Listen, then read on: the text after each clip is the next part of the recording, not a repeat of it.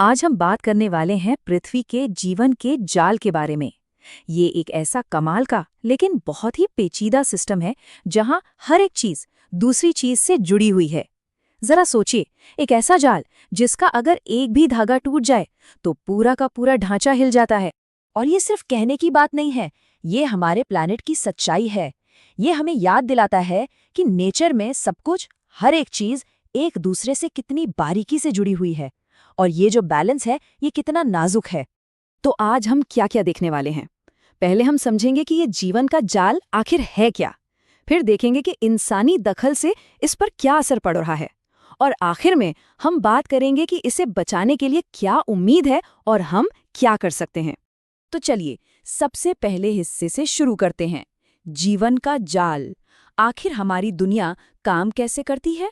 तो हर चीज की शुरुआत होती है एक इकोसिस्टम से। अब ये इकोसिस्टम क्या है?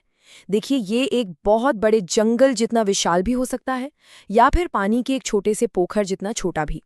असल में ये सिर्फ कोई जगह नहीं है, ये तो एक पूरा कम्युनिटी है।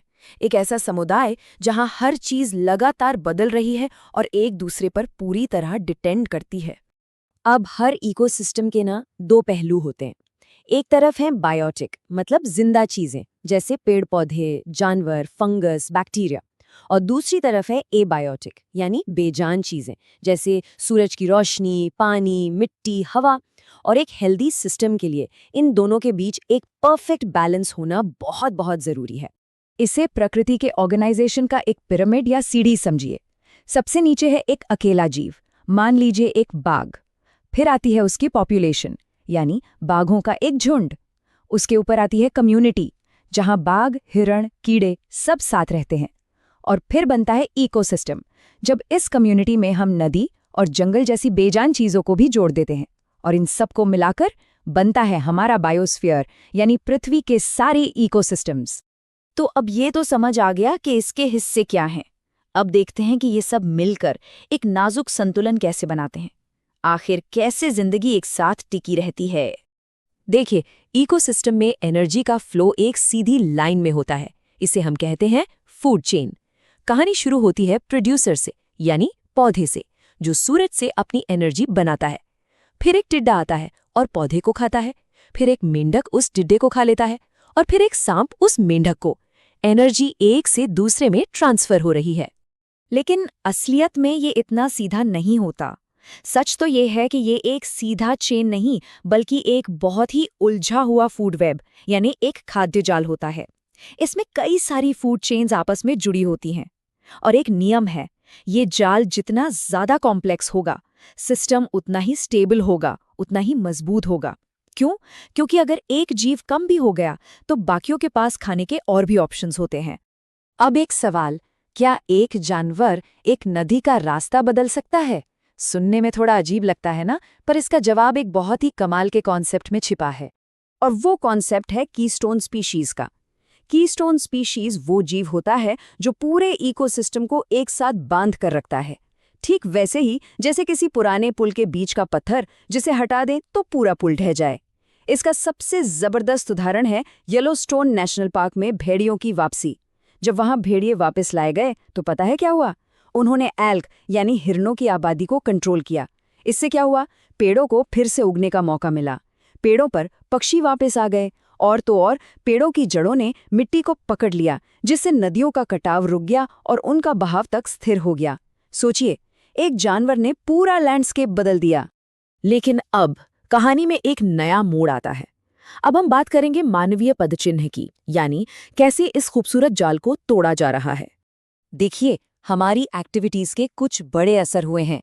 जंगलों का कटना और जानवरों के घर उजड़ना, हवा, पानी और प्लास्टिक से फैलता जहर मतलब पोल्यूशन, तेजी से बदलता मौसम यानी क्लाइमेट चेंज, और इन सबका नतीजा छठा मास एक्सटिंक्शन यानी प्रजातियों का बड़े पैमाने पर खत्म होना। क्लाइमेट चेंज के पीछे की साइंस है ग्रीन हाउस इफेक्ट। इसे ऐसे समझिए, सूरज की गर्मी पृथ्वी तक आती है। हमारे एटमॉस्फेयर में गैसों का एक कुदरती कंबल है जो थोड़ी गर्मी को रोक लेता है ताकि पृथ्वी गर्म रहे। ये अच्छी बात है। लेकिन प्रॉब्लम तब होती है जब हम कोयला, तेल, गैस चलाते हैं।